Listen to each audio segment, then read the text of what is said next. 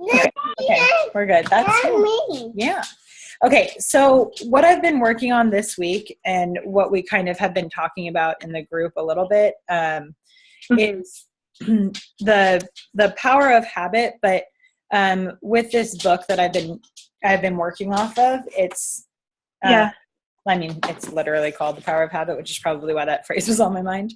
But it has been showing me some really cool things. So things like, it was 70% of people's regular day-to-day actions are not actually thought about. They're habit. So it kind of shows you how powerful habit really can be. Especially when you're taking into account things like, waking up and having that routine. And I knew you were in a group when we focused really hard on your morning routine.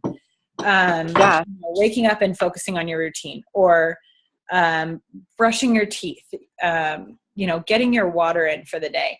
Things like that become a habit, or they don't. Like if you're not getting your water in for the day, that becomes the habit. If you're not brushing your teeth, that's the habit. So whether you're focused on it or not, you have a habit in these realms. We all need to drink water. Hi. No, thank you. We all need to eat. We all need to drink water. Realistically, for health, we all need to move. And so those things, although, food and water tend to come first. And so, like we definitely have habits in that. We either have habits in like I do 100 ounces of water a day. So we either have habits in grabbing that or we don't. And we find that when you have a schedule for these things, hey guys, I'm going to pause it real quick.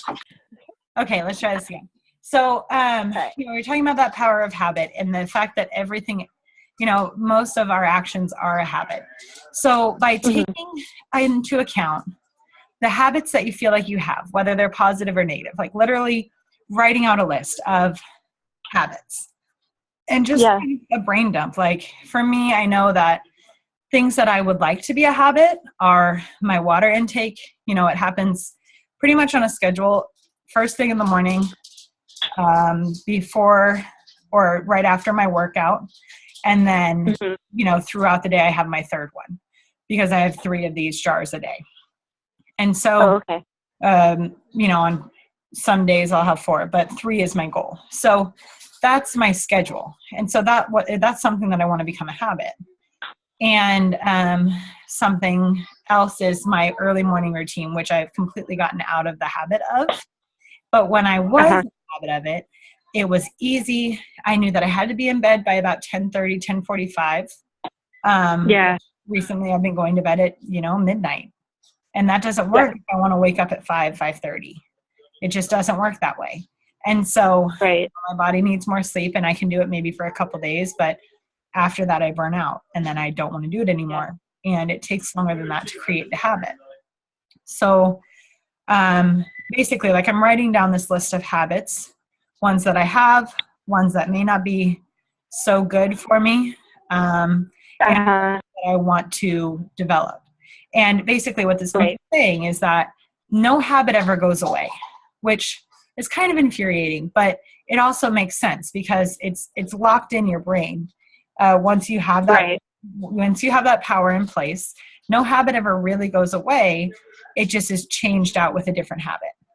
So it goes from a cue to, let me see if I'm going to get this right here. I'm going to read it for you. The cycle is interesting because it goes from a cue to the routine to the reward. So we'll talk about my good habit of waking up early when I was doing it. The cue was my alarm, I suppose. The routine was waking up, the night before I had prepped my coffee and my water and my whatever I was going to wear the next day. And so I would get up and do that, drink my water, put on my clothes, do my morning meditation or quiet or whatever it was that I was doing. And I would turn on my coffee. And the reward for me was I have this silent, peaceful, wonderful time. And so that was kind of my routine. That was my loop. And if you think about it in a negative habit, for me, it's like wine and chocolate. It's not bad on a non-routine basis, but like when it becomes a habit, it's not good. So like I was having a glass of wine a night. The kids would that was my cue. I would pour my glass of wine. That was my routine. And then what's that? What's that? I didn't hear what you said. For me, like that feels like a definite reward, and I've been into that habit too. Where I'm just like, oh my god, I'm finally like by myself, and then have a glass of wine, and then it's expensive too. Yeah, it's expensive.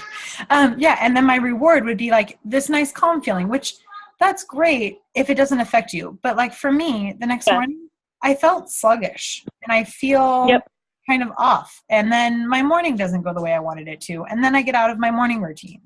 And so, it's that understanding of what your habit is. Your habit healthy for you?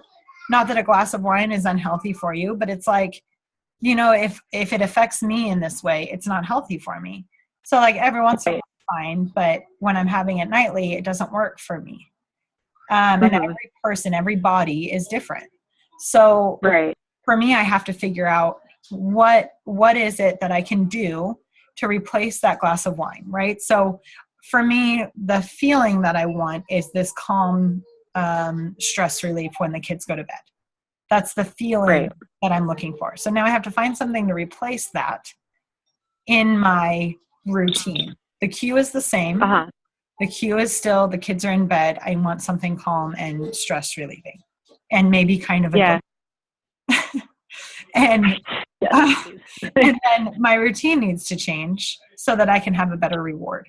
So it's still the same loop, and the cue is the same, but I'm inserting something that maybe makes me feel better. And honestly, like a hot glass of tea, which I'm not a tea drinker, so don't get me wrong on that, but like there's this tea that I found that's like this nighttime whatever, and it's not too frou-frou, and it has a lot of flavor, and it's kind of spicy, and I really like it. And it's like the only tea that I've ever found that I really like. So I drink that, and then I have an earlier night so that I can get up earlier, and then the cycle is better for me. Yeah. But it's a matter of taking inventory to what are your habits that you're trying to change? What are the ones that you don't mind you having? Like you might not mind having that glass of wine every night. It might not affect you that way. And that's fine. It's not something you need to focus on. But like remembering that this is a recording, what are some habits that you may want to change? Here you go, buddy. Take your shirt. So both things. Like I go through the coffee and wine cycle. I don't drink hard alcohol. Like I never have it in the house. It's not my thing. But pretty much my only habits are that everyone has multiple habits, but the only habits that concern me or that I don't love are drinking wine at night and drinking coffee in the morning. And it's both of the things that I really love. And neither are like crazy, but I feel like I drink wine at night to unwind, and then I need coffee more in the morning. And like today is a perfect example of where I woke up and I didn't sleep enough again. Like I slept 6 hours, which is my average, and I needed a cup of coffee. And then I'm like, I was at work. I'm like, I need another cup of coffee. And I had 2 cups of coffee on an empty stomach and felt like a psychopath. I was just like, I had to set up a gallery show for my students, and it was like their first professional gallery show. It was a really big deal. And then everyone's acting up because it's the end of the year. And my coping mechanisms were completely off because I was just jacked up, like I was sleep deprived, I was malnourished, I was dehydrated, and I was on like coffee crack. And I'm like, this is not like a pleasant feeling at all. Yeah. So I just would love to cut way back on how much coffee I drink, be better about like what I ingest in the morning. Like, you know, have some sort of breakfast. Like breakfasts are hard for me because I can't eat eggs and like I can't eat wheat. And so like most of the breakfast foods just sort of are off my plate. So I'm trying to just be better about food prep. And I don't know, there's like a couple weeks ago, or like a month ago, where I made it a point to like sleep well every night, pack my lunch every day. I felt amazing. And then I'm like, well, that was great, you know, and then I went right back to my old routine. I was like, well, I mean, I know it works. I just need to somehow like remind myself of how important it is, because every time it happens, and I talk to my husband about this, I'm like, you know, every time I sleep enough and I eat right and I do my thing, like I feel way more mentally, emotionally, and physically stable. Yeah. And I don't know why it's so hard to keep that up, because I know how good it feels.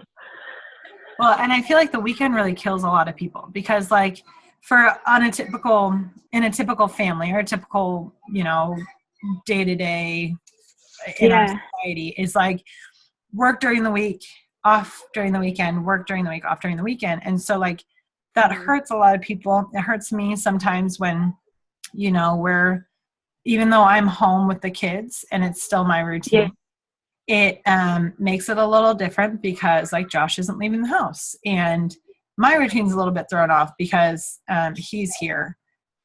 And so I've found that, and this is in that Miracle Morning book. I don't know if you ever read that one, but keeping up your cycle even during the weekend, especially when you're trying to build a habit, because then you're continuous.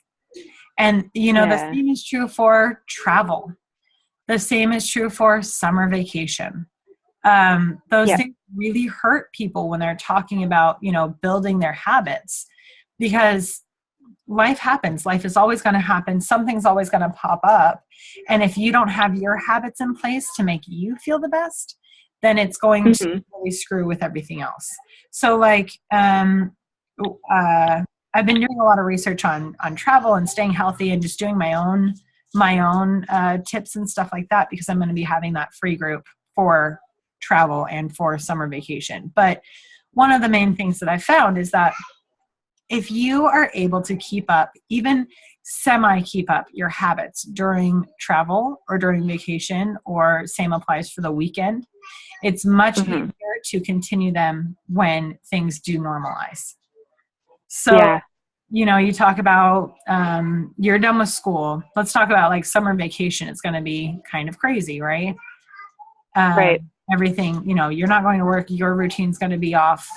And so even though summer break is 2.5, 3 months, or however long it is for teachers, probably more like 2 months.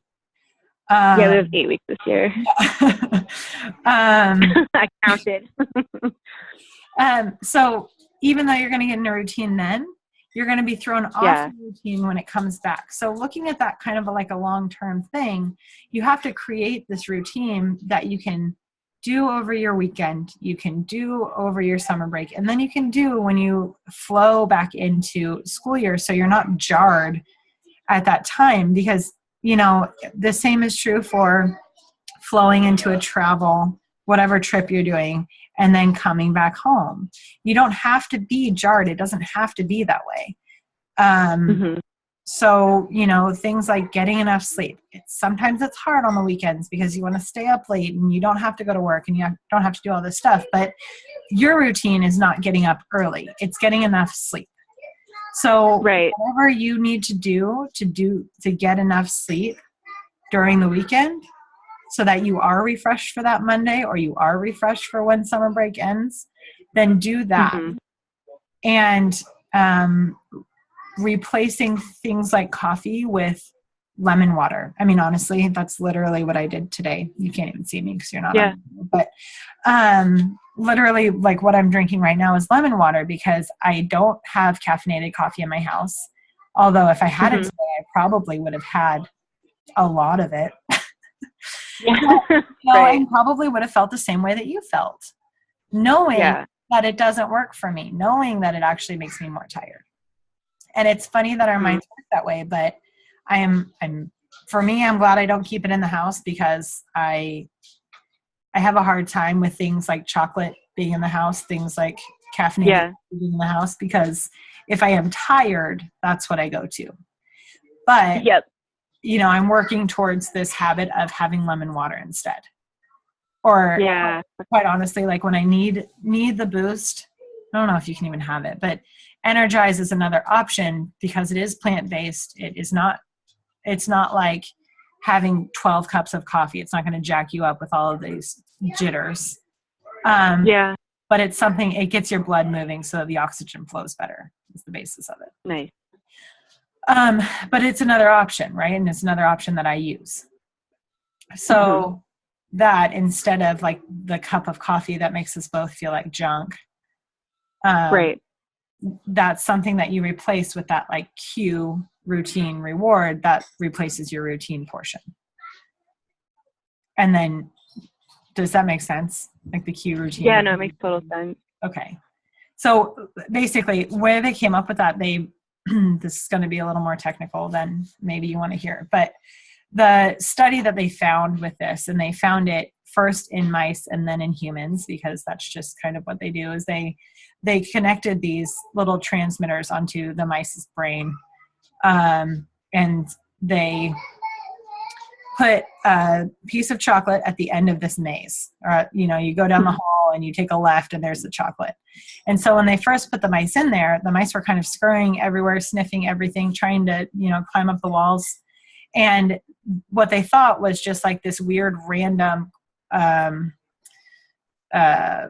motions and activity was actually them taking account of everything. They're taking account of smells and feels and what they need to do.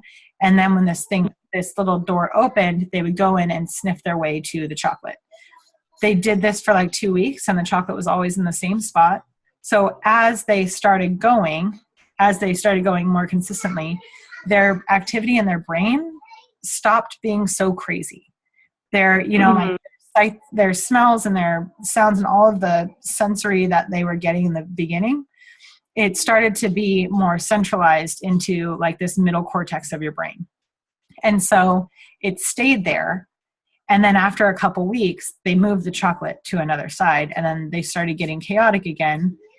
And after just a couple days, they moved it back to the other side, and immediately their brain waves were back to that centralized location.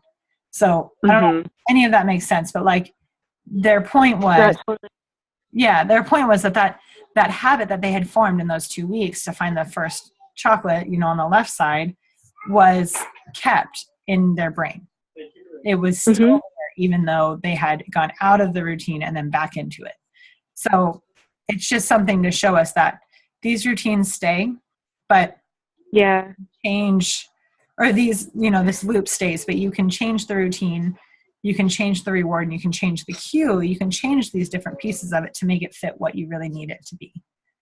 Because then your brain will start to centralize that habit. I hate not being able to see your face. I know. I can't, like, it's funny because I'm nodding. I'm like, but I'm like, you don't know that I'm nodding. Yeah. I like the idea of, I mean, because obviously the cue and the reward are, I think they're always going to be there. Like, there are times where I'm stressed out where I'm like, okay, it's been a terrible day. I won't use profanity. And I'm going to like, I just want to like chill out, and my kids are crazy and I love them. But then there are other things that I can do, you know, I mean, I feel so much better after working out tonight. And I just, you know, that's something I think I need some sort of reminder. And I always say this, but like you say, things ebb and flow. Like when I get into the routine, it's like when I haven't painted for like a week and then I start painting, I'm like, oh my gosh, why did I, you know, like, well, I guess I needed a break, or like I needed to appreciate it. Maybe that's part of it. But, or for something like this, I just feel like I should do it all the time and not take a break because it's my health. I don't know. Yeah. Well, and that's where that lifestyle shift versus a single program comes into play. that's why I started this group, is because we all would benefit from seeing this as a lifestyle shift. You see it as this complete package that's not really, it's not really like just 1 month on, 1 month off. It's a whole health thing. It is something that is creating the routine and being around people who are doing it too. And all of that goes hand in hand with the habit.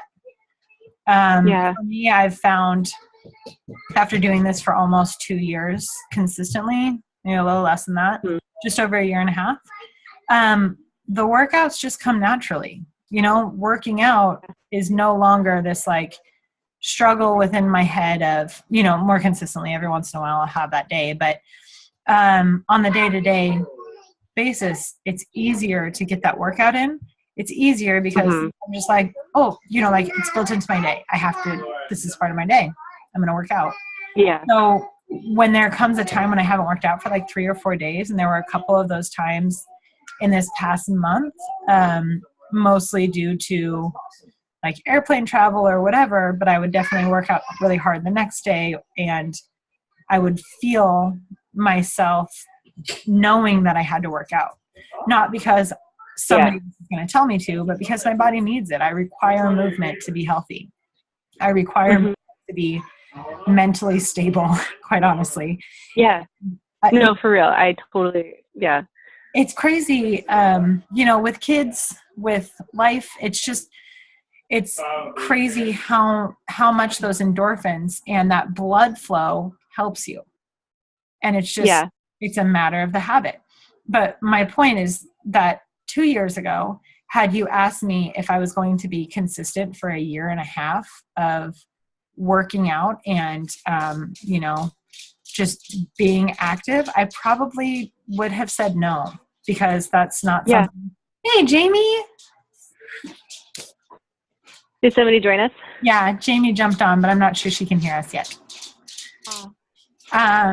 But that's probably something that I would have said no to. I probably wouldn't do that. But now it just comes naturally because the habit is there. The habit is consistent. And so, there's some days where I have to push through, but most of the time it just comes naturally. Yeah. And that's where we want to get. Hi, how are you? I'm okay. How are you? I'm good. I'm glad you joined us. We've gone through a lot of stuff, but I recorded it, so I'll catch up on the recording later. Emily's on. Alex is on. Hello. Hello. Hey. But so that's the basis of like where the habit is. It's still in your brain no matter if you're doing it or not, but it is a matter of being able to transfer out that routine we're talking about the loop of habit. So it starts with cue to a routine to a reward. And so there's this loop, and whether it's a positive habit or a negative habit, the loop is still there. So transferring out that routine is where you're going to find a lot of your ability to change it. So, the cue may be the same. We were talking about having wine, and like the cue may be the same. My kids go to bed. I need something that is a stress reliever. So pour wine routine. And then the reward is that I am semi-relieved of stress. The problem is for me is that I feel like junk the next day. I feel like I don't function as well. My body doesn't move as fast. I'm not as strong in my workouts. My mind isn't as fresh. And it just, it on a nightly routine, for me, it doesn't work. And so transferring that out with something like a cup of tea or, a healthy treat or whatever it may be, whatever it is that I feel like I want that night, or, even doing yoga or doing something with Josh, there's a different way to relieve stress. And then my reward is much greater. I'm usually more refreshed. So that's kind of the basis of it. That's where I am in the book. I'm on chapter 2.5. I'm partway through chapter 3. But I really wish one of you guys was reading this with me, although Jamie has like 12 books going it right now, so I'm not gonna be. I just wrote it down, and I'm definitely going to get it. Good. So I'll probably order it tonight. Yeah, cool. It's by, I'm not gonna pronounce his name right, but Charles Duhigg. It's Duhigg. Okay. And that's The Power of Habit, right? Yes, The Power of Habit. It's cool. It's Why We Do What We Do in Life and Business. So it's neat because it even goes through, let's see the chapters here. It goes through things like Apple. It does personal habits, but it also does like organizations. And so Starbucks and The Power of Habit. There's I thought there was an Apple one in here. It even goes through like the Montgomery bus boycotts. So it's just like, wow, interesting. It's interesting to see where he takes it, and how these things affect our entire society, but also our individuality, like our individual lives. And the one that I'm really pumped up about to read is chapter 6, and it's called The Power of a Crisis. And I find that, for me, when I'm in a panic mode, I work more diligently, and I'm much more focused in on what I need, because I need it now. And it's not good to be in that panic mode, but at the same time, there is a power there. I'd be interested. Yeah, it kind of shows you what's possible, right? Like you jump into this thing, and it's like, well, I could do this all the time without the panic, maybe. Right? Without the panic. What were you going to say, Jeannie? Yeah. I was going to say I'd be interested to hear what they have to say about not thriving on anxiety. Yeah.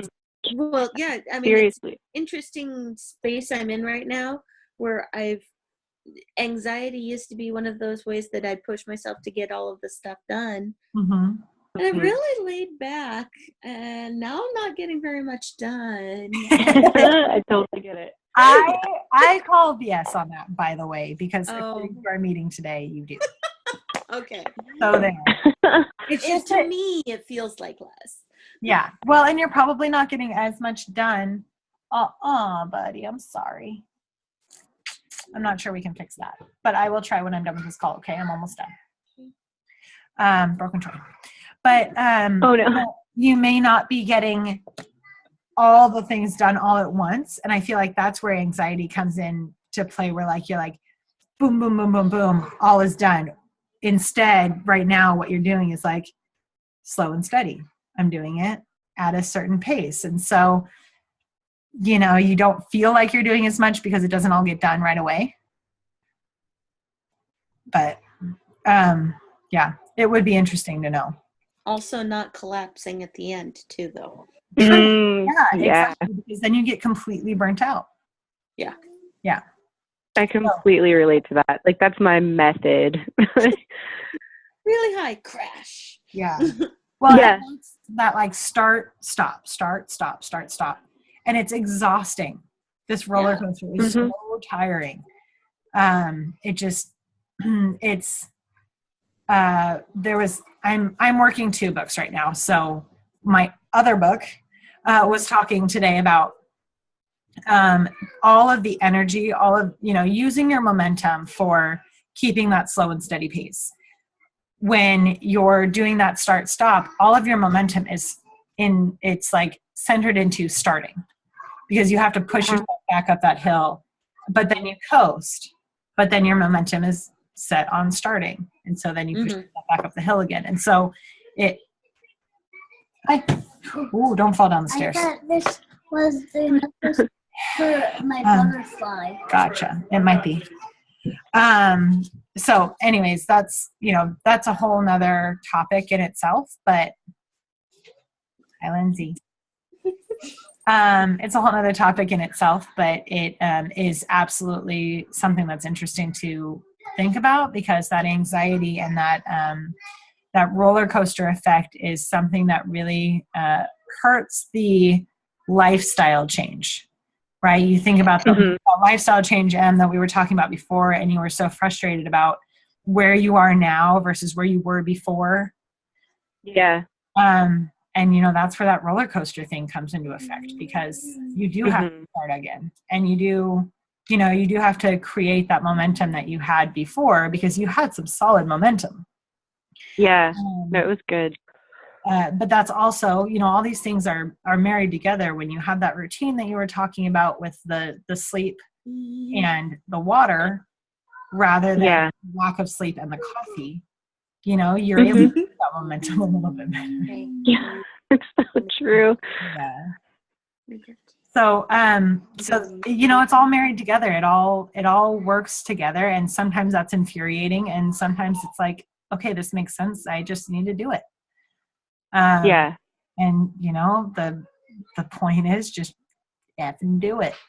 That's the crazy thing, right? It's like, I feel like as an adult woman, I get it. Like, I know what I need to do to be healthy, and I have had good habits. And then I just stop, and then I feel like a little kid. I'm like, oh my God, I can't adult. I'm not doing these things that I know I should do. And it's a real self-esteem killer. You know, I'm like, oh, okay, I'm 5 again. Like, I'm going to stay up really late and eat candy. And it's just dumb. Like, so I get really frustrated.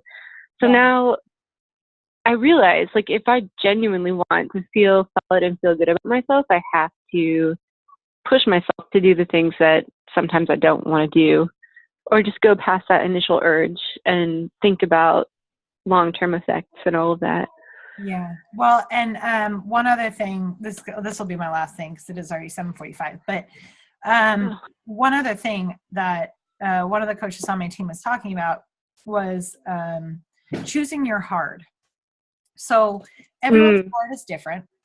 Your hard may be getting off the couch and going for a walk. You know, that like Couch to 5K program. That may be your hard. Your hard may be a 45-minute workout when you usually do 30. Your hard may be not eating fast food and cooking yourself even though you don't want to. You know, you have to choose your hard. But you can choose your hard by like staying stuck and staying in the place where you are and then waking up feeling crappy. That's hard. That is a hard thing to live with, to do. But you can also choose a hard by not staying up late, not eating crappy, and making a little effort. That's your hard. And then you're waking up more refreshed or feeling better about yourself. But it was still hard to do. That doesn't mean it's easy. But you're choosing the hard you want. You're choosing to stay stuck and have that be your hard, or you're choosing to grow and have those growing pains be your hard. Either way, life is tough.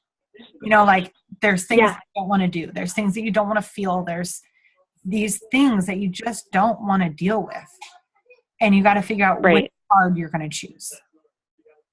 And everyone's is different. You know, and everyone's focus is different. If your focus is maybe not necessarily on your health, but like you have an ailing family member and you need to take care of them, you know, using that is your hard. And even though you do need to take care of yourself, like I go back to kind of where my mom was, and I'm sure she's going to watch this. So love you, Mom. But, you know, going back to where she was taking care of my grandpa in his last few months, and, you know, not really being able to take care of herself, or not feeling like she has the time or the energy to take care of herself. That is hard to do. And then, you know, to finally move into a place where she could take care of herself. That's a hard thing to start. And so these are all hard things, but feeling stuck is hard and growing is hard. It's all difficult, but you just have to choose your hard. Soapbox. Sorry. No, I'm writing it down. I hope that all that made sense. Did that make sense? Yes. It makes total sense. Okay. What do you guys feel about that? I need a little feeling. No, I'm literally like writing it down. So. Me too. I like that. Feeling stuck is hard and change is hard, and you have to choose your hard. And I think that's the idea that I think that I need, because intrinsically, like, I know, and through experience and whatever, trying different things, like, I do know what I need to do. I just need to remember why. And that's a good way to put it. And it's totally true. Like, feeling stuck is hard, and change is hard too, but what's more rewarding ultimately? Yeah. Yep. Absolutely. Sweet. Well, we should end on that note then. I think that's a good ending note. That feels good. You guys have, Jamie, I want you to tell your wins for the day just so that Emily can hear them. And then Em, I want or for the week. And then I want Emily to tell hers too. I'll tell mine. Okay. All right. right. So I did a 2-mile hike with both my kids, and 1 mile into the hike, my knee dislocated, and I had to walk the Oh other my mile God. back. But you did it. Wow. So getting back to my car was a win. And then you'll need to stay back. What was the other one? I got my water in. Oh, and I stayed on my food. Yeah, correctly. your nutrition. That's Mhm. okay. All right, go ahead. That was awesome. I've been battling blackberries for 5 years, and I ripped all of them out of my side yard. It took me literally 3 weeks. So Yes, good ripped job. them out with it. I broke my shovel.